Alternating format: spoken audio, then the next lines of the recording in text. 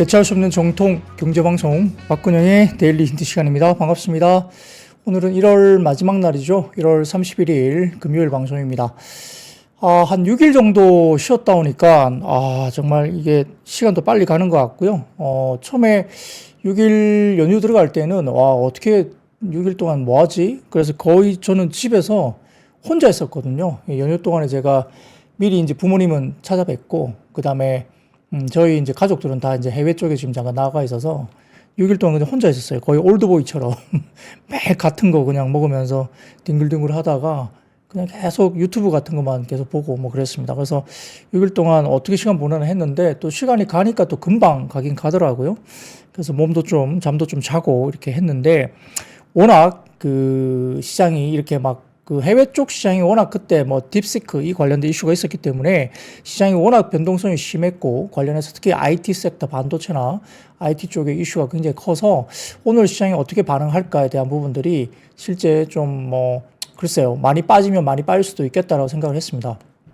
다만 오늘 전체적인 시장은 역시 이제 딥시크 관련된 이슈가 시장을 장악했고요. 그에 따라서 IT 반도체 이쪽이 상당히 좋지 못했고, 전력기기나 원전과 같은 여러 가지 AI 관련된 낙수 효과를 받을 수 있는 섹터들이 조금 좋지는 못했는데, 그 외에도 역시 AI 챗봇이나 AI 소프트웨어 이런 쪽, 게임 쪽 이런 쪽은 오히려 이번에 딥시크 이슈로 인해서 오히려 수혜를 받을 수 있는 쪽으로 이렇게 사람들의 관심도가 이제 이렇게 넘어갔다. 그리고 로봇 관련주도 오늘 레인보우 로보틱스나 삼성전자 같은 협업 관련된 이런 이슈들이 불거지면서 또 로봇 관련주도 꽤 많은 상승폭을 보이기도 했고, 일부 화장품 관련주라든지 이쪽도 나쁘지 않았다. 그리고 금융주가 역시 이제 주주환원 정책 관련해서 이제 시간이 지나면 지날수록 이제 주총 관련된 시간들이 다가올 텐데, 관련해서 이렇게 고객들에게 주주환원 정책과 관련된 발표했던 그런 기업들이나 이런 쪽은 좀 더 명확하게 이런 것들에 대해서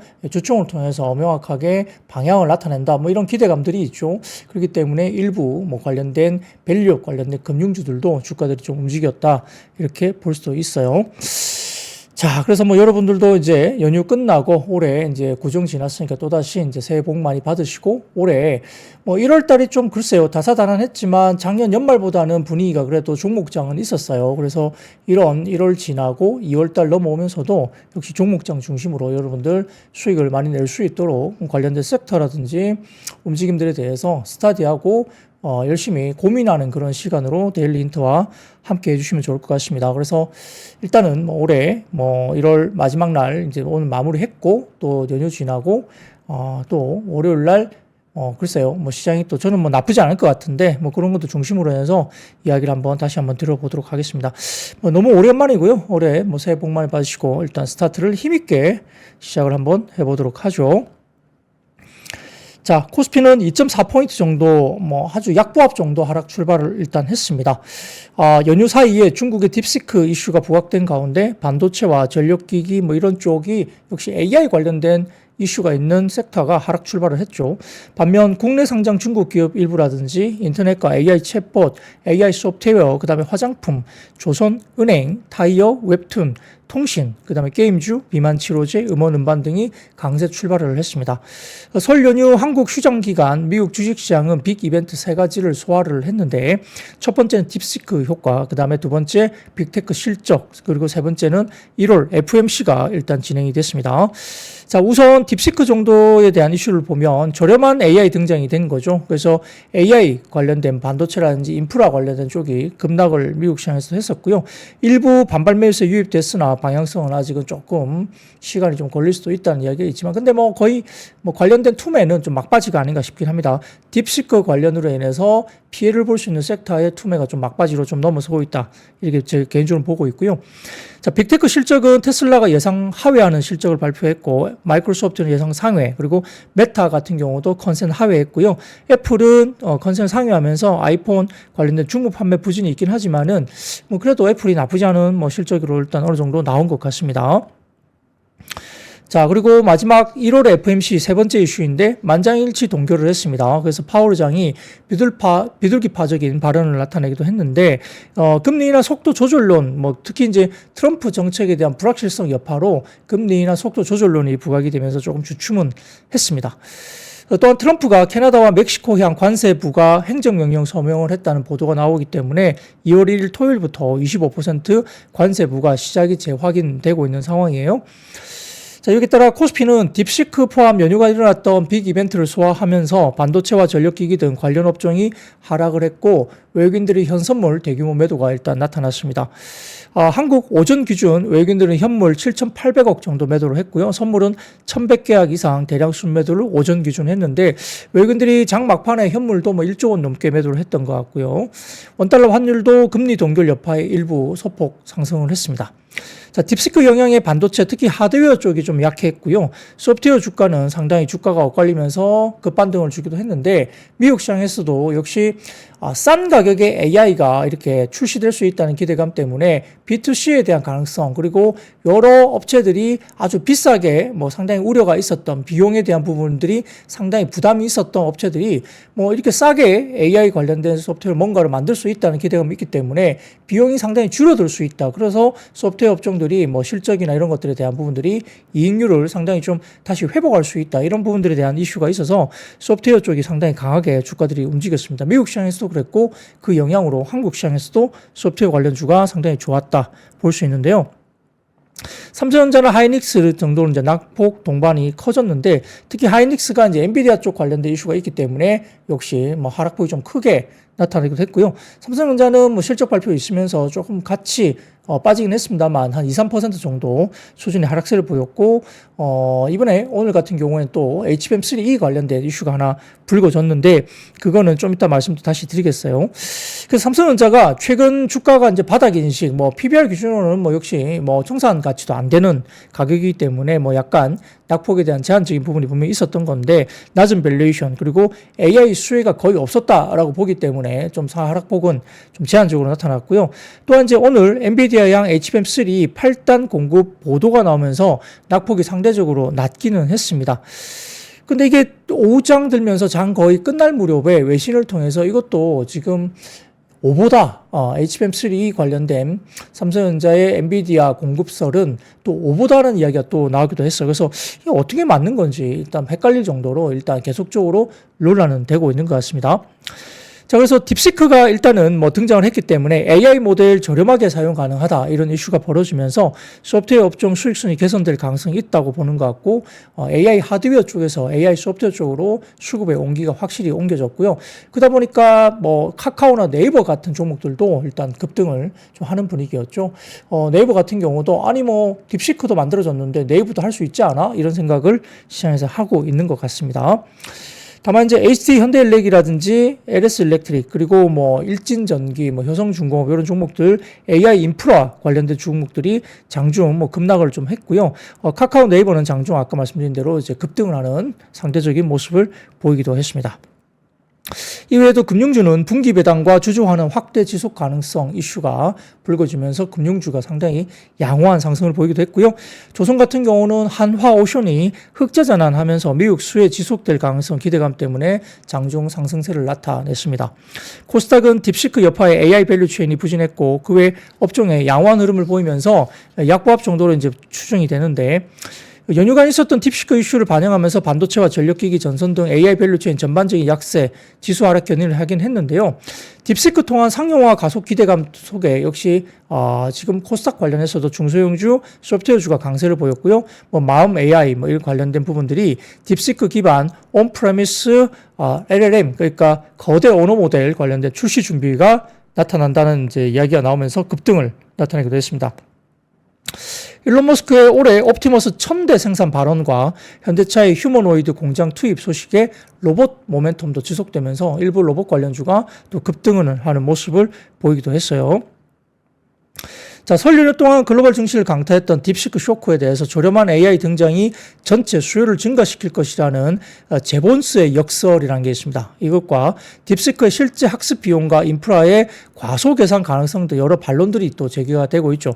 결국 딥시크가 이야기하는 것은 이 약간의 비용이 확실히 줄고 있으면서 대신에 이제 물량 이런 것들은 굉장히 늘 수 있다는 거죠. P는 빠지면서 이 물량 Q가 상당히 많이 늘 수 있다. 그리고 B2C로에 대한 확산이 충분히 가능하다. 뭐 이런 이야기를 할 수가 있는 상황입니다. 그런 것들이 반론이 있는데 국내 증시는 연휴 동안 재생산된 불확실성이 일시에 오늘 오전 중에 반영이 되긴 했지만 막판에는 그래도 하락폭을 좀 줄이면서 마무리가 됐습니다. 자, 기존에 엔비디아를 중심으로 진행됐던 헤게모니 변화 가능성에 대해서 투자자들이 고민이 상당히 많을 텐데 그래도 시장에서는 역시 아직까지는 엔비디아 관련해서 약간의 변동성과 뭐 영향이 좀 있을 수는 있겠지만 여전히 그래도 굳건할 것이다 라는 이야기를 아직까지는 좀 하고 있는 것 같고요. 불확실성 국면 초반에 나타난 틈의 현상은 반대로 또 뭐라 그럴까 매수 기회, 투자의 기회가 될 수 있다 이런 이야기도 상당히 많이 근거로 제시가 되고 있기 때문에 지금은 뭐 하루 이틀 정도 지켜봐야 되겠지만 뭐 급락 사태가 뭐 아주 오랫동안 이어질 것이다 보기엔 좀 어렵다고 볼 수 있겠죠. 역시 이제 지금 섹터별로 본다면은 반도체 업종이 약세였고요. 역시 중국의 딥시크가 엔비디아의 AI 가속기인 H100이 아닌 성능을 다운그레이드한 H800을 사용한 것으로 알려지면서 향후에 엔비디아의 고성능 고비용 제품에 대한 수요 감소 우려가 유입되기도 했습니다. SK하이닉스와 한미반도체 등의 일부 약세를 보이기도 했고요. 글쎄요. 반도체 소부장들은 대부분 좀 좋지 못한 모습이 나타났고요. 좀 전에 말씀드렸던 삼성전자가 블룸버그 측의 HBM3 납품 보도에 대해서도 4분기 실적 발표 컨퍼런스 콜 등에 소화하면서 역시 하락세를 일부 나타내기도 했는데 아까 말씀드렸듯이 장 후반에 삼성전자의 HBM3 품질 승인 여부를 두고 외신 보도와 본보기 계속적으로 반복이 되면서 이게 맞냐 틀리냐를 또 오늘 아니다 맞다 이야기가 굉장히 많아졌어요. 그래서 아직까지 좀 확인이 안 되고 있다. 실질적으로는 진행이 안 됐을 수도 있다. 이렇게 또 보도가 번복이 되기도 했습니다. 그리고 전선과 전력 설비 변압기 쪽도 약세를 나타냈는데요. 생성형 AI 개발을 위해서 대량의 전력 수요 발생에 대한 기대감이 있긴 했는데 딥시크 충격으로 전력 수요에 대한 불확실성이 반영되면서 LS 일렉트릭 그리고 HD 현대 일렉트릭, 효성중공업, 일진전기 등이 하락세를 보였습니다.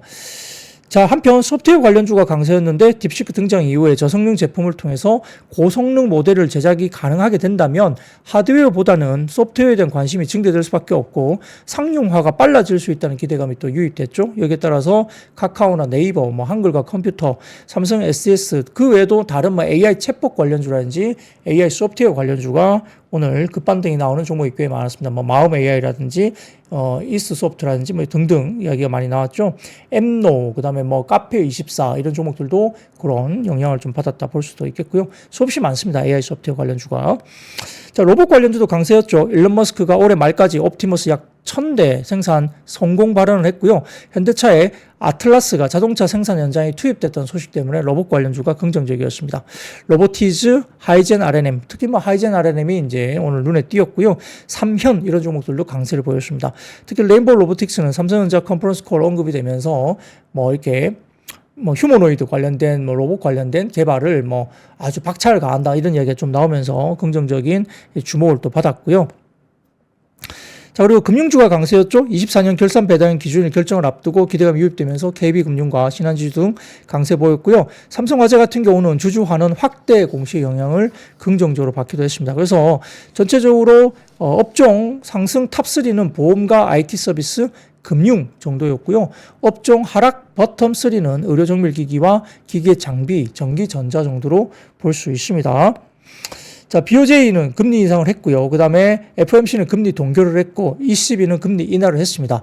주요국 통화정책회의도 종료가 되면서 큰 파고는 한번 지나갔다 볼 수는 있는 상황이고, 딥시크와 트럼프 관세 여파가 당분간 일부 좀 영향을 미칠 수는 있겠지만은 차주의 미국 제조업 지수와 고용 보고서 등의 다음 FOMC 금리 영향을 미칠 지표 변수도 다음 주 있다는 것도 일부 변수로 저희가 주목을 해야 된다 정도로 정리를 할 수 있겠습니다. 자, 그래서 그렇게 보시면 좋을 것 같고요. 딥시크 영향이 너무 컸습니다. 오늘도 대부분 섹터가 그 영향을 분명히 받았겠죠. 그래서 전체적으로 봤을 때는 딥시크의 부정적 영향을 받았던 반도체 소부장, 전력기기, 원전, 전선 이런 쪽은 빠지기도 했고요. 역시 확산에 대한 기대감, 여러 가지 시장에 대한 확산에 대한 기대감 때문에 AI 소프트웨어, AI 챗봇 관련주라든지 오늘 로봇 그다음에 이런 종목들, 그리고 일부 조선주들도 장중에 조금 움직이기도 했고요. 뭐 이런 종목들, 그리고 화장품 관련주도 역시 기대감을 좀 가지고 또 움직임이 좀 있었다. 그리고 뭐 여러 가지 부분에서 어쨌든 뭐 수익률 게임을 통해서 충분히 종목별 대응은 수익을 낼 수 있는 뭐 이런 분위기가 상당히 좋았다. 그리고 뭐 크게 오르진 못했지만은 플러스권으로 유지됐던 통신주라든지, 그다음에 삼성전기와 같은 최근에 이구안신 효과로 스마트폰의 어떤 수요가 약간 살아난다는 것들 때문에 삼성전기 이런 쪽도 역시 오늘 분위기가 괜찮은 모습이었다. 그리고 빠지진 않았습니다. 일단 뭐 2차 전지 쪽도 일단 낙폭이 크지 않게 플러스 강보합 정도로 마무리된 종목도 꽤 보였다는 점. 2차 전지까지도 버텼다. 이렇게 볼 수도 있겠죠. 자, 그래서 매크로 지표를 한번 보시면, 자, 첫 번째 자료를 좀 띄워주세요. 보시면 키움증권 자료인데요. 딥시크가 만든 증시의 내러티브의 변화입니다. 제일 위쪽 왼쪽에 보시면, 제일 상단 왼쪽으로 보시면 파란색 막대 그래프가 1월에 1일부터 30일까지 상승폭이고 주가 변화이고요. 그 다음에 빨간색, 약간 뭐 이렇게 핑크색인가요? 빨간색으로 보이는 것들이 연휴 기간 24일부터 30일까지의 흐름들인데, 애플 같은 경우는 뭐 연휴 기간 동안에 주가가 올랐고요. 그 다음에 지금 보시면 알파벳 같은 경우도 지금 1월부터 누적으로는 올랐습니다. 그리고 테슬라는 좀 빠졌고요. 그래서 엔비디아가 많이 빠졌죠. 그리고 메타 같은 경우도 1월 한 달 플러스권으로 마무리가 됐고요. 연휴 기간 동안에도 오르기도 했습니다. 나스닥은 뭐 살짝 연휴 기간 동안에 빠졌죠. 그래서 전체적으로 엔비디아의 1월 이후 주가 전망 오른쪽 보시면은 변화가 빠지는 쪽으로 연휴 기간 동안 마이너스 15% 엔비디아가 빠졌고요. 그 다음에 아래쪽 왼쪽을 보시면 테슬라 쪽인데 연휴 기간 동안에도 3% 빠지면서 테슬라도 조정이 좀 나왔죠. 그리고 오른쪽 보시면 메타 같은 경우에는 주가가 오히려 올랐습니다. 연휴 기간 동안 8% 주가 올라왔고요. 제일 하단 보시면은 왼쪽에 애플이 플러스권으로 1월 이후 주가 변화가 플러스권이 나왔고, 마이크로소프트 같은 경우는 빠졌습니다. 그래서 엔비디아, 테슬라, 마이크로소프트 이쪽은 뭐 이렇게 빠지는 모습이었고, 오히려 메타라든지 그 다음에 애플 같은 경우는 주가가 올라오는 모습을 보였죠. 그래서 AI 관련주에 딥시크 관련된 뭐 이슈 이후로 주가 폭락을 경험하고 있는 상황인데, 그러나 전체적으로 봤을 때는 저비용, 저사양의 GPU의 가성비 이슈가 결국은 고사양과 고비용 GPU 회의론을 유발하고 있긴 하지만 시장에서는 단기에 그칠 가능성이 높다라고 분석을 하고 있는 상황이고요. 중기적으로는 AI 도입이 가속화될 수 있죠. 왜냐하면 비용에 대한 부담이 줄기 때문에 도입이 가속화되고, 역시 뭐 소프트웨어 쪽의 어떤 확산이 상당히 좀 빠르게 될 수 있다. 그리고 확장성을 이끌 수 있는 재료가 될 것으로 분석을 하고 있습니다. 이 과정에서 하드웨어 또 인프라 쪽에서 소프트웨어나 전력기기 등으로 증시의 내러티브가 변해갈 것으로 본다는 거죠. 여전히 전력기기는 상당히 좀 긍정적으로 볼 수도 있겠다 보입니다. 왜냐하면 GE 같은 경우도 GE 베로나 이런 종목들도 주가가 바로 리바운딩이 나왔거든요. 딥시크의 발표 이후에 급락을 하고 그 다음에 바로 리바운딩이 GE 베로나 같은 경우도 나왔습니다. 그래서 생각보다 전력기기 쪽은 반등이 빠르게 나올 가능성도 높다고 보이는 것 같고요. 그리고 뭐 전력기기 같은 경우는 전선과 마무리로 전체적으로 지금 AI 데이터 센터 하나만 갖고 주가가 오른 게 아니지 않습니까? 미국의 노후화된 전력기기에 대한 교체 주기, 그리고 LA 산불 같은 경우도 지금 엄청나게 큰 모멘텀이 될 수 있기 때문에 여러 모멘텀이 있는 상태에서 이제 AI 데이터 센터 이런 것들까지도 중장기적으로 좀 좋아 보인다라고 역시 긍정적인 모멘텀이 붙었던 건데, 이런 내러티브가 결국은 완전히 죽은 것도 아니기 때문에 전력기기 쪽은 좀 기본적으로 좀 긍정적으로 역시 접근을 해도 되지 않느냐, 이번 기회를 가지고 좀 그렇게 생각을 할 수 있습니다. 그래서 뭐 1월 FMC 시장의 예상을 벗어나지 않는 중립시온의 결과로 끝이 나고요. 키움증권에서는 역시 여러 가지 연휴 기간 발생한 미국발 일련의 대형 이벤트를 일시에 반영하면서 하방 압력을 오늘 받았지만은 연초 이후 생성된 주가 복원력, 주가 하방 경직성은 훼손되지 않고요. 역시 2,500포인트를 깨지 않았어요. 오늘 종가 기준으로도 2,500포인트 이상에서 여전히 버텨줬기 때문에 시장도 외국인들이 뭐 이렇게 1조 이상 현물을 팔았지만은 그렇게 급락하는 모습은 아니었다는 겁니다. 그래서 생각보다 괜찮다. 시장은 충분히 지금은 수익률 게임이 될 수 있는 그런 시장이 아닐까 생각이 듭니다. 물론 뭐 섹터에 대한 변화가 딥시크 때문에 조금 있을 수 있겠지만은 그래도 수익률 게임은 충분히 가능하다 볼 수도 있겠죠. 자, 그러면 그 다음 사진 보여드릴게요.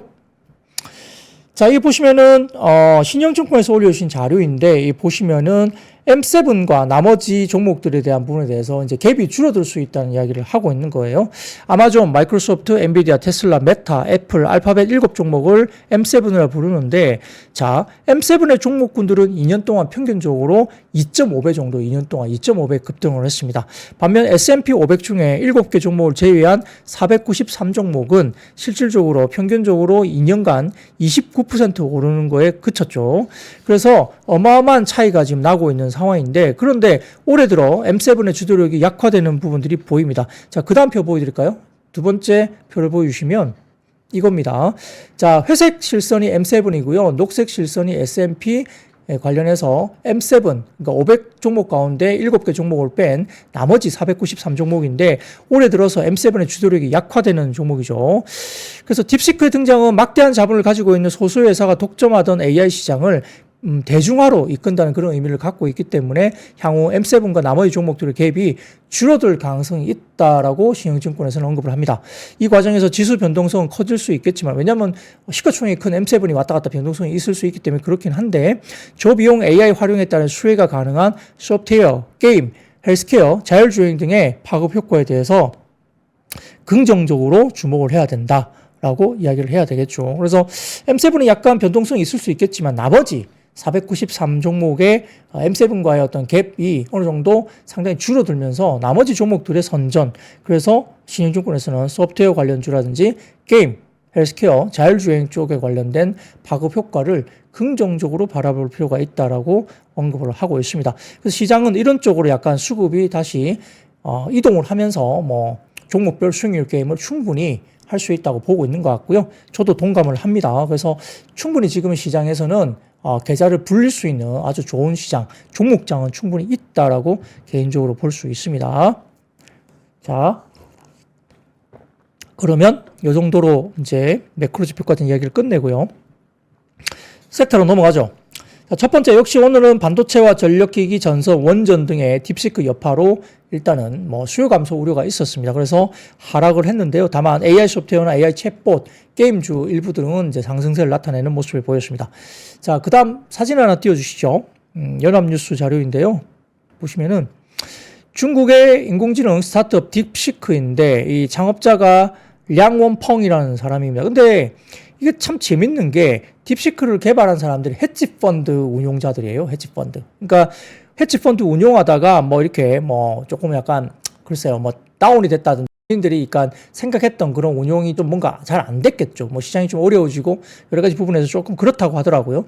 그래서 헤지펀드 운용하던 애들이 갑자기 이렇게 뭐 하나 만들어보자 이렇게 만드는 게 딥시크라고 해요. 그러니까 상당히 좀 웃긴 거죠. 이게 뭐 글로벌에서 막 몇 조 원씩 막 이렇게 때려 붓고 하면서 미국에서 만든다고 하는데 이 헤지펀드 하던 누군가가 이 뭐 펀드 운용도 잘 안 되고 뭐 이렇게 좀 여러 가지 부분에서 조금 뭔가 새로운 것을 뭐 좀 한번 시도를 해봐야 되겠다. 뭐 이런 스타트로 이렇게 만든 게 딥시크라고 하더라고요. 그래서 지금 관련해서 뭐 대학 친구들과 퀀트 헤지펀드 하이플라이어 공동 설립을 하고 이 관련된 범용 인공지능 연구 조직으로 시작해서 2023년 5월에 분사를 해가지고 중국 항저우에서 딥시크를 23년 5월에 이제 설립을 한 거죠. 그래서 그럼 이렇게 쉽게 만들 수 있었던 건가라고, 그리고 돈도 이렇게 적게 들이고 만들 수 있었던 건가라고 이제 시장에서 깜짝 놀란 거예요. 딥시크 관련된 부분에서는. 지금 개발 비용이 지금 557만 6천 달러, 약 78억 8천만 원 정도 되는 거죠. 그리고 H800 칩 GPU 약 2,000개 정도를 사용했다. 이렇게 나옵니다. 그래서 뭐 개발 비용도 그렇게 싸게 이야기가 됐고요. 이 관련해서 뭐 한계가 일부 있을 수는 있죠. 뭐 그런 것들이 있음에도 불구하고 천문학적인 뭐 재정 지출, 비용 지출을 할 수밖에 없다라고 이야기됐던 미국의 AI 개발과 관련해서 완전히 찬물을 끼얹는 그런 하나의 이벤트가 됐다라고도 이야기 되는 거죠. 그래서 저렇게 퀀트 트레이더 하는 애가 갑자기 이렇게 뭔가를 뭐 그냥 뚝딱 만들어버린 겁니다. 뭐 한 몇십억 정도 들여가지고요. 그러니까 시장에서 이제 이게 어이가 없는 거죠. 뭐 지금 그죠? 빅테크들이 완전 돈 때려 부으면서 이렇게 뭐 한 해 만에 뭐 엔비디아 칩을 뭐 10만 개를 뭐 이렇게 확보를 한 해 만에 막 사활을 걸고 막 먼저 갖다 달라 막 이러고 있는데, 이건 뭐 갑자기 한 78억 8천만 원, 한 80억도 안 된 돈 가지고 그냥 만들어버렸어요. 그러니까 이게 얼마나 슈하게 왔겠습니까? 당연히 슈하게 오죠, 시장에서는. 갑자기 엉뚱하게 이렇게 만들어낸 겁니다. 자, 그 다음 표를 보여드리면, 이것도 연합뉴스 관련된 자료인데요. 딥시크와 주요 AI 기능인데 보시면은 수학과 코딩, 언어 영역에서 보면은 딥시크 V3가 뭐 오픈 AI의 GPT-4o라든지 메타의 라마 3.1이라든지 비교했을 때 결코 이렇게 밀리지가 않습니다. 그러다 보니까 이게 뭐지? 이렇게 된 거죠. 이게 평가 테스트별 정확도인데 상당히 뭐 생각보다 뭐 적은 비용이 들었는데도 불구하고 굉장히 좀 우수한 그런 거 아니냐 이렇게 이야기를 할 수밖에 없는 이렇게 가고 있는 거죠. 이렇게 분위기가 되고 있는 것 같습니다. 그래서 이제 이렇게 지금 딥시크 이슈가 이야기가 되면서 최신 모델을 훈련하는데 비용도 많이 안 들었고 생각보다 이 적은 지출로 인해서 더 나은 성과가 나올 수 있다 이런 생각을 할 수 있게끔 이야기가 되는 거죠. 그래서 이렇게 하면서 결국은 대형 기술 기업이 엔비디아 하드웨어에 대한 지출을 줄여 나가면서 유사한 성능을 얻을 수 있고 공급업체인 TSMC의 미래 재무에 또 타격을 줄 수 있지 않느냐 이런 우려를 당연히 줄 수밖에 없습니다. 그러다 보니까 엄청나게 큰 시가총액의 큰 종목들이 타격을 받으면서 엔비디아도 뭐 10 몇 %씩 주가 빠지는 그런 모습도 나타나는 거죠. 자, 그러다가 그 다음 표를 보여드리면 참 재밌는 게 해외 쪽에서, 미국 쪽에서, 헤지펀드 쪽에서도 뭔가 냄새가 있었는지 모르겠는데, 지금 보시면은 테크 쪽에, 메가스캡 쪽을 팔기 시작했다는 거죠. 이게 파란색, 이 보시면, 넷 익스포저입니다. 파란색도 보시면. 그래서 보시면 24년 접어들면서 지금 최근 들어서 헤지펀드들이 IT 쪽에 대한 부분에 대한 비중을 슬금슬금 파란색 실선 보시면 줄여왔었다는 겁니다. 지금 작년부터 슬금 줄여왔었고요. 검은색 실선은 뭐냐면, 롱숏 레이쇼입니다. 지금 헤지펀드들에 대한 테크 관련 쪽에 롱숏 펀드. 그러니까 쭉 빠져 있으면 롱에 대한 비중이 상당히 낮은 거죠. 숏 대비 롱의 포지션이 상당히 거의 바닥권까지 22년 말 23년 초 정도의 바닥권까지 롱숏 레이쇼가 이미 롱을 줄이고 숏을 많이 늘리는 뭐 그런 쪽으로 이미 바닥권까지 빠지면서 해외 쪽의 헤지 펀드들은 이미 이 테크 쪽의 비중을 많이 줄여오고 있었다는 거죠. 뭐 이런 것들이 이야기가 되면서 일단은 이번에 수급적인 충격을 또 받았다 이렇게 볼 수도 있겠습니다. 자, 그런데 상상이 증권에서 딥시크 관련된 부분에 대해서 소수의 AI에서 이제는 다수의 AI로 변하는 어떤 그런 과정이다라고 평가를 했고요. 여기에 따라서 역시 소프트웨어 쪽에 주목을 해야 된다는 평가를 보고서를 썼습니다. 그래서 결국은 오픈 소스냐, 뭐 딥시크 같은 경우는 오픈 소스거든요. 오픈 소스냐, 크로즈 소스냐. 국내 기업에게는 오픈 소스 득세가 역시 이득이 될 수 있다는 이야기를 하면서 결론적으로 딥시크의 방법론을 제대로 따라 할 수만 있다면 그동안 인프라 비용 투자가 어려워서 진행되지 못했던 국내외의 AI 개발이 더 활발해질 수 있을 것으로 전망이 되고 있는 상황이고 역시 소수의 AI에서 모두의 AI로 나아가면서 전체적인 종합 캐펙스와 AI 사이클 상승세가 더욱더 가속화될 수도 있다. 그러니까 단기적으로 빅테크가 이제 빵 하고 충격을 받을 수 있겠지만 왜냐하면 거의 독점적으로 누려왔던 몇몇 회사들, 뭐 엔비디아, TSMC 등을 포함한 아주 대규모 돈이 없으면 도저히 사업을 할 수 없는 상황에서 독점적으로 일부 아주 집중된 수혜를 받았던 일부 종목들은 조금 분명히 단기적인 충격을 받을 수 있겠지만 이게 모두의 AI로 확장성을 가진다면은 대부분 다 뛰어들 수 있기 때문에 그러면 캐펙스와 AI 사이클의 상승세는 좀 더 확실하게 확산세로 상승세를 이어갈 수 있다. 이런 논리로 설명을 할 수 있겠습니다. 그래서 국내 기업에게는 분명히 호재이고 특히 소프트웨어 쪽에 관련된 종목에 대해서 주목을 해야 된다 이야기를 했고요. 상상인증권에서는 인터넷은 네이버, 그 다음에 소프트웨어 쪽, 게임 쪽에서는 크랩톤 정도로 이제 선정을 했고요. 단순히 뭐 AI 최대 수혜주뿐만 아니라 뭐 산업의 탑픽으로서도 그 두 종목을 상상인증권에서 이제 제시를 한 겁니다. 그 중에 소프트웨어 기업 쪽에 좀 더 주목을 할 수밖에 없는 상태이고요. 그리고 이제 결국은 거대 언어 모델 LLM까지 개발이 완료가 됐지만은 국내 기업이 그런 기업이 많이 있는데 압도적으로 높은 컴퓨팅 자원을 필요하는 AI 특성상 글로벌 대비 퍼포먼스가 저조했지만 낮은 컴퓨팅 자원의 활용으로 고성능 모델을 만들 수가 있다면 LLM을 만들 수가 있다면 소프트웨어의 상용화가 더 빨라질 수 있다는 점에서 역시 소프트웨어 관련주에 집중도가 있었다라고 볼 수도 있겠죠. 자, 그리고 그 다음 표를 보여드리면 이거는 메리츠증권의 자료인데요. 표를 좀 띄워주세요. 이 보시면 위에 거는 보기가 좀 어렵고요. 아래쪽 보시면은 주요 AI 모델 결과 산출 속도입니다. 왼쪽 보시면은 지금 아웃풋 토큰 per 세컨드 높을수록 빠르다는 건데 왼쪽 아래쪽에 왼쪽 표를 보시면 막대 그래프 쪽에 파란 색깔이 이 딥시크거든요. 근데 늦어요. 여기 보시면은 뭐 제일 높은 곳이 어디입니까? 노바 마이크론가요? 그리고 그 다음에 O1 이렇게 나와 있죠. 그 다음에 뭡니까? 라마 3.1 뭐 이런 것도 나와 있고요. 제미나이 2.0 이렇게 속도가 상당히 높습니다. 그래서 AI 모델 결과 산출 속도가 역시 기존에 큰 뭐 우리가 잘 알고 있는 이런 쪽이 굉장히 빠르게 나타나고 있고, 오른쪽 보시면 이게 박스권에 있는 그쪽이 이제 파랗게 보이는데 속도가 상당히 좀 낮게 나타나고 있는 상황입니다. 그리고 오른쪽 주요 AI 모델 레이턴시, 이게 지연 속도인데요. 역시 딥시크 R1 이 부분이 상당히 지연 속도가 높게 나타나죠. O1도 그렇고 O1 미니도 그렇긴 한데 어쨌든 AI 모델 레이턴시, 지연 속도가 역시 딥시크 R1이 상당히 높게 지연 속도가 나타나고 있습니다. 그래서 약간의 한계점은 분명히 있는 거죠. 뭐 돈이 작게 들어가기도 했고요. 여러 가지 부분에서 일부 한계점 분명히 있지만 가성비는 굉장히 높았다 이렇게 평가를 받기도 합니다. 그래서 메리츠증권에서 딥시크의 변동성 대응 전략에 대해서 결국은 뭐 그림에서 보듯이 딥시크 R1은 오픈 AI의 O1처럼 테스트 타임 스케일링이 적용된 모델인데 합숙 단계에서 비용이 줄였지만 추론 단계에서 더 많은 연산 시간을 투입해서 더 나은 결과를 도출할 수밖에 없습니다. 딥시크 R1은 테스트 타임 스케일링 성과의 체험을 확산시킨 첫 무료 모델이라는 의미가 있다라고 밝히기도 했는데, AI 인프라는 오히려 추론 연산을 중심으로 오히려 더 필요하게 될 수밖에 없겠죠. 그러다 보니까 단기적으로 낙폭과대 AI 인프라 기업에 대한 저가 매수의 전략이 충분히 가능하다. 그러니까 제가 전력기기나 전선 쪽은 오히려 이 부분에 대해서 긍정적일 수 있다는 겁니다. 단기적으로 지금 충격을 받는다 하더라도 주가 빠졌을 때는 오히려 기회가 될 수 있다는 이야기를 계속 드리고 있는 상황이에요. 중기적으로는 출연용 AI 반도체 니즈 확대도 충분히 확대를 앞당길 수 있다고 판단한다고 이야기를 하고 있죠. 그래서 그 다음 표를 보여드리면, 자, 연휴 기간 동안 주요 주가 반응인데 1월 30일 종가 기준입니다. 보시면은 1월 27일 당일 S&P 500 수익률 하위 10종목을 보시면 이게 비스트라라는 종목들도 엄청나게 낮게 빠졌고요. 알스타 네트워크스, G 버노바. 그러니까 이제 G 버노바 같은 경우도 주가 많이 빠졌는데, 근데 G 같은 경우는 굉장히 빠르게 리바운딩이 나왔어요. 전력기기 쪽이. 자, 그리고 컨스텔레이션 에너지라든지 퀀타 서비스, 브로드컴, 엔비디아, 뭐 아톤, 그다음에 오라클, 뭐 NRG 에너지 이런 종목들이 꽤 많이 빠졌는데요. 자, 그래서 AI 인프라의 주가에 대한 하락이 상당히 많이 나타났습니다. 그리고 오히려 이때 자율주행이라든지 온디바이스 AI, 그리고 AI 소프트웨어 기업 주가가 상대적으로 양호했고요.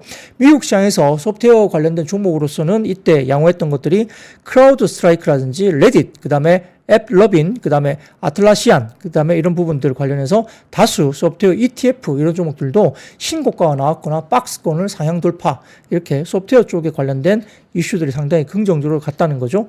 그래서 AI 쪽의 저비용 상태가 AI 전체 시장의 파일을 오히려 키울 수 있다는 점도 저희가 꼭 명심을 해야 될 것 같고, 소프트웨어 기업의 비용 절감으로 인해서 BTC로의 확대가 여전히 될 수밖에 없고, AI 캐펙스 기조도 여전히 그대로 유지될 수밖에 없다는 겁니다. 그러니까 AI 캐펙스가 그대로 높은 기조가 유지가 된다면 뭐 인프라나 이런 쪽, 전력기기 쪽이 나쁠 이유가 사실 없다고 볼 수도 있겠죠. 그래서 오히려 역시 접근성이 높아지고 시기도 빨라지고 확대되고 확산되고 몇몇 기업들에 한해서 독점적으로 되는 것들이 이제 무너지면서 확산세가 더 빨라질 수 있다, 이렇게 볼 수도 있겠죠. 자, 그래서 SK증권에서도 AI에 대한 다소 과장된 우려다 이야기를 하면서 딥시크 저비용 고성능 AI 모델 발전 방향을 제시했다 이렇게 보면서 결국은 높은 컴퓨팅 파워와 강력한 거대 기반 모델 필요성이 지속되고 있는 모습인데, 역시 딥시크 R1 논문에서 언급된 대로 작은 모델은 높은 컴퓨팅 파워를 기반으로 한 거대 강화 모델을 요구할 수밖에 없기 때문에 확산세가 더 커질 수 있다고 보는 거죠. 그래서 높은 추론, 고도화가 견인되는 스케일링 법칙에 지속이 되면서 테스트 타임 스케일링이 역시 될 수 있다. 그래서 하드웨어 관점에서 가장 중요한 것은 컴퓨팅 파워 제고에 따른 인센티브 지속 여부인데, 역시 저비용 훈련 방법은 오히려 스케일링 법칙을 지속시킬 수 있는 명분이 될 것으로 볼 수 있기 때문에 역시 여러 가지 부분에서 추론 시간을 할애할수록 모델의 정확도가 높아진다고 언급하고 있어서 시간이 더 많이 드는 거죠. 그래서 저비용 고효율 AI 모델의 대두는 시장 수요를 더욱더 촉진시킨다고 봅니다. 그래서 커스텀, HBM 등의 메모리 최적화 메모리 수요도 동반 상승이 역시 중장기적으로는 동반 상승 쪽으로 볼 수밖에 없는 기대감이 있다라고 평가를 하는 거죠.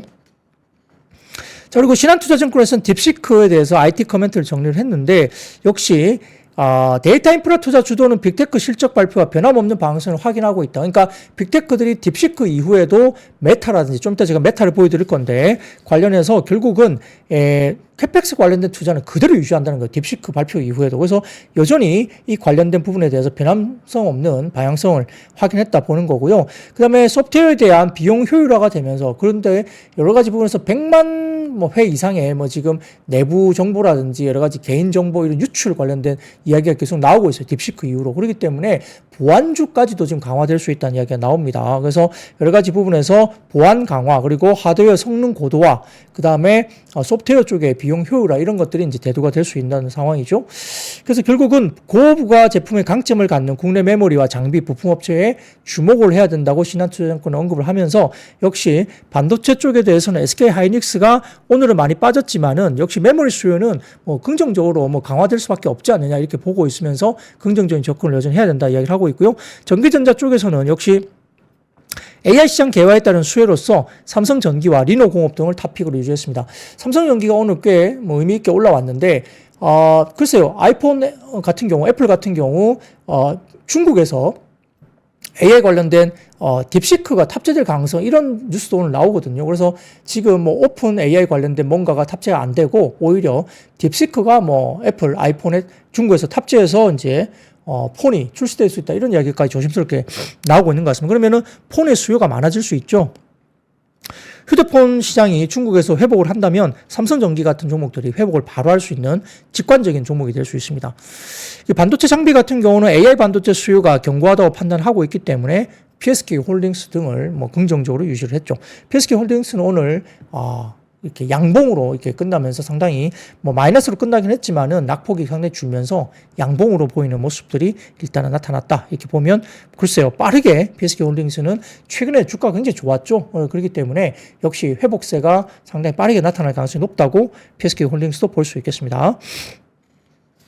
자, 그리고 그다음 마크 주크버그에 관련된 SNS예요. 띄워주시면 자료 좀 띄워주십시오, PD님. 보시면은 주커버크가 AI나 캐펙스 관련된 코멘트를 이렇게 했습니다.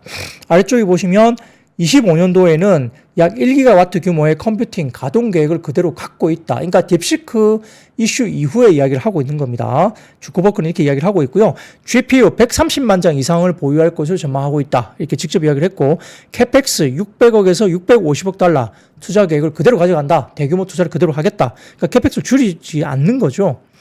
그리고 AI팀 상당하게 확장 중에 있다라고 평가를 했고요. 향후 몇 년간 지속적으로 투자할 자본을 보유하고 있다면서 캐펙스 투자를 줄일 생각이 전혀 없다고 이야기를 하고 있습니다. 그래서 메타가 이렇게 AI와 캐펙스 관련된 코멘트를 여전히 강력하게 딥시크 이슈 이후에도 강력하게 이야기를 하고 있다는 점, 이 부분도 지금 메타 쪽도 여전히 빠지고 있지 않다는 겁니다.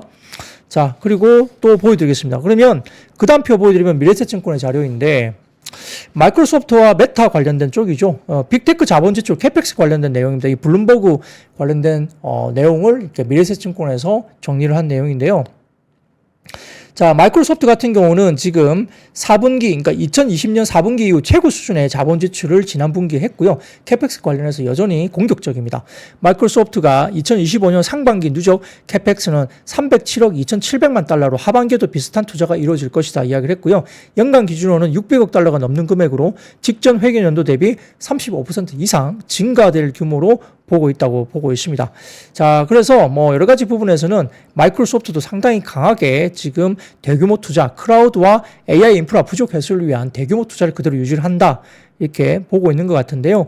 결국은 AI, 오픈 AI와 기타 AI 솔루션과의 계약을 기반으로 맞춤형 CPU와 GPU를 확충할 것으로 본다라고 이제 미래에셋증권에서 마이크로소프트를 언급을 했고요. 이와 관련해서 AI 관련된 수익 창출과 연결되는 캐펙스 투자로 방향 전환을 하는 것이다라고 보는 것 같습니다. 그러니까 캐펙스 투자가 공격적으로 이야기를 할 수밖에 없다는 거고, 좀 전에 말씀드렸던 메타 같은 경우도 지금 회계연도 2025년 연간 총 캐펙스가 600억에서 650억 달러 이상, 전년 대비 61에서 74% 증가한 금액이다. 엄청나게 공격적입니다. 메타는 맨하탄 크기의 규모의 정도의 새로운 AI 데이터 센터를 구축하고 있죠. 25년 캐펙스 증가의 가장 큰 요인이고 캐펙스 증가를 여전히 강하게 갈 수 있다고 보고 있습니다. 메타 AI 글래스 같은 경우도 24, 25년은 AI 글래스 카테고리를 확립하는 중요한 시기로 언급을 하고 있어서 여전히 딥시크가 나온 이후에도 캐펙스 관련된 공격적인 언급이 계속 나오고 있다 이렇게 볼 수 있죠. 그래서 이렇게 보시면은 상당히 뭐 전력기기 쪽, 인프라 쪽이 역시 죽을 건 아닌 것 같다 생각을 두고 있습니다. 자, 그러면 그 다음 자료 하나 더 볼까요? 자, 요거는 좀 딕시크와 천연가스 쪽에 대한 이야기인데요. 엉뚱하게 왜 갑자기 천연가스냐? 이것도 이제 자원이기 때문이죠. 뭐 전력이나 이런 부분에 관련해서인데요. 밀셋증권의 자료입니다. 보시면은 노란색 실선이 미국의 헨리 허브 쪽의 천연가스 가격인데 많이 빠졌습니다. 그리고 검은색 실선은 네덜란드 유럽 쪽의 TTF, 그러니까 천연가스 가격인데 안 빠졌어요. 그래서 미국 천연가스 가격은 지난 일주일간 마이너스 24% 급락을 한 데 비해서 유럽의 천연가스 TTF는 플러스 2%로 유럽 쪽은 천연가스 선방을 했습니다. 결국 중국 AI인 딥시크의 효율성으로 인해서 전력 소비량이 예상보다 줄어들 수 있다는 우려 때문에 이렇게 빠진 건데 유럽 천연가스 재고가 미국보다 낮기 때문에 오히려 천연가스는 올라갔고요. 미국은 이렇게 급락을 한 모습이 나타났겠죠. 그만큼 미국의 천연가스 가격에 반영된 것이 전력 부족, 뭐 데이터 센터 이런 것이 천연가스 가격에 좀 반영이 된 것이 아니냐 이렇게 볼 수도 있겠습니다. 단기적으로는 난방 시즌이 또 끝나가고 있고 25년 수요 증가량이 일단 공급량을 압도하지 못할 것으로 보이기 때문에 천연가스가 약간 뭐 약세 국면이라든지 조금 조정 국면이 될 가능성이 있다고 보는데 그럼에도 불구하고 밀셋증권에서는 중장기적으로는 트럼프 정권에서 LNG 수출 장려라든지 특히 EU향으로 LNG 수출 장려 그리고 한국 같은 경우도 미국의 LNG 수입을 대규모로 할 수 있다 이런 이야기가 조심스럽게 나오죠. 트럼프 일단은 당선인이 이제 재임을 하기 때문에 한국도 LNG 수입을 대규모로 할 수 있다 이야기 나오고 있고 신재생 에너지 가능성을 메워줄 에너지원 역할로 LNG에 대한 수요가 증가할 수 있다. 중장기적으로 충분히 긍정적이라고 보는 것 같아서 이런 부분들도 역시 딥시크가 나타나면서 천연가스 관련된 쪽도 이렇게 가격에 대한 영향을 미치고 있다는 것도 우리가 같이 보시면 좋겠죠. 자, 그런 것들도 같이 보시면 좋을 것 같습니다. 뭐, 천연가스가 갑자기 일주일 만에 24%나 급락했으니까 의미 있는 하락세이죠. 자, 그리고 마지막 표 하나 보여드릴게요. 사진. 재밌는 겁니다. 신영증권에서 올려준 짤인데요. 짤입니다. 예.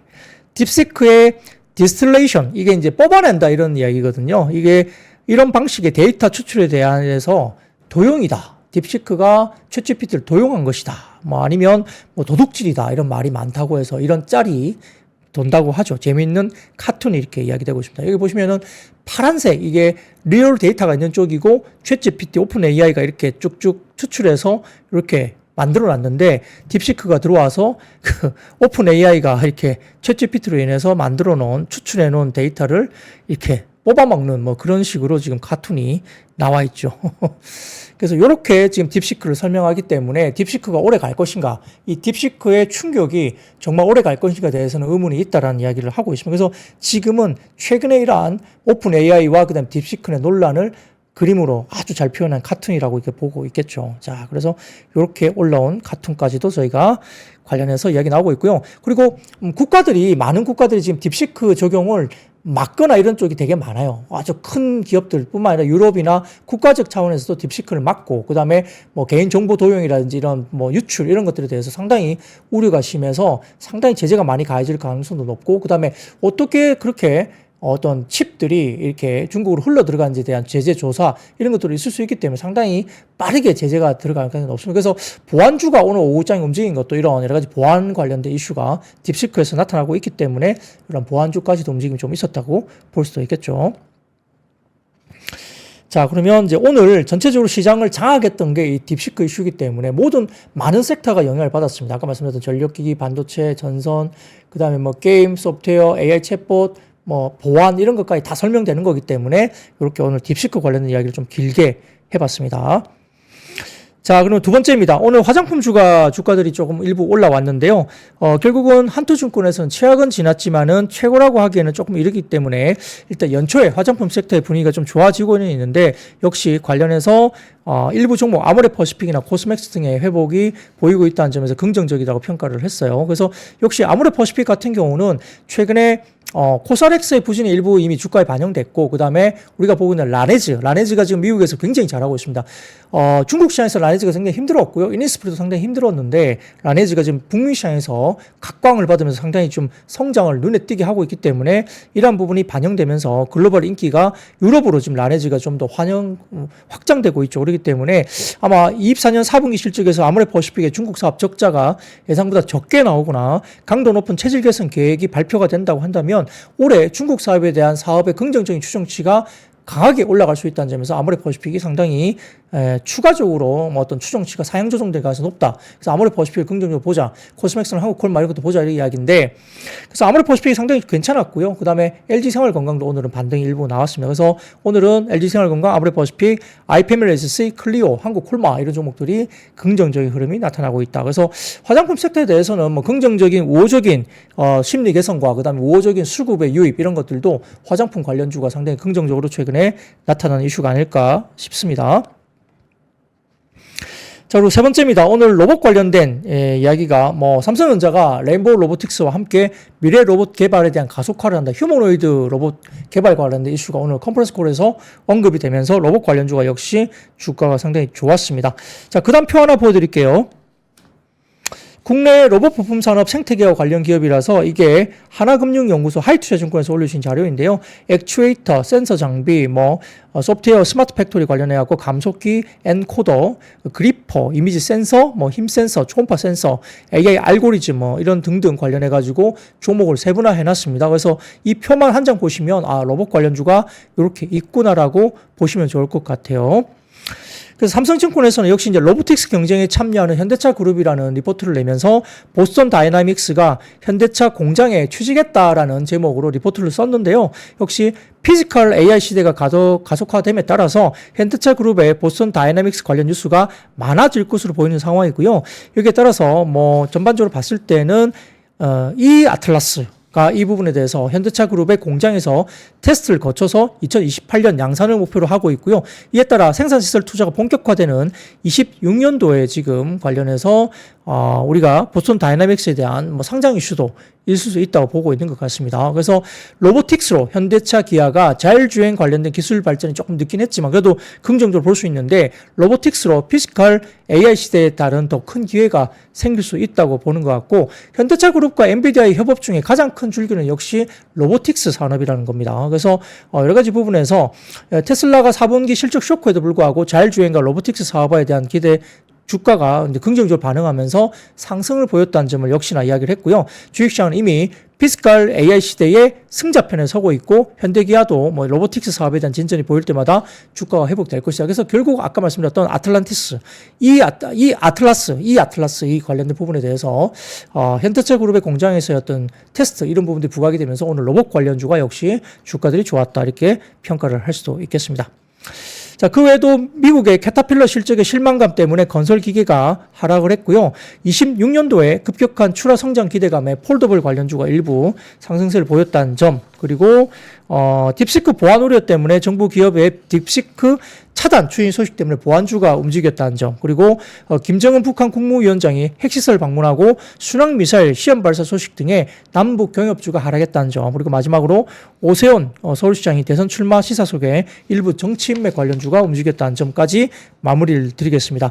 뒤쪽에 지금 말씀드렸던 여러 가지 섹터들은 굉장히 양이 많아요. 그런데 오늘 딥시크 관련된 이슈가 굉장히 많아서 설명이 뒤로 밀려졌는데 3프로TV 앱에 들어오셔서 신의 자료실 들어오시면은 지금 말씀드렸던 한 4-5가지 정도 섹터에 대한 내용이 굉장히 많습니다. 아까 말씀드렸던 보안이라든지 건설기계, 폴더블 관련된 쪽도 내용이 굉장히 많은데 오늘 시간상 다 못해드렸기 때문에 3프로TV 앱에 들어오셔서 신의 자료실 들어오셔서 관련된 자료 원고를 확인하시면 아주 자세하게 보실 수 있습니다.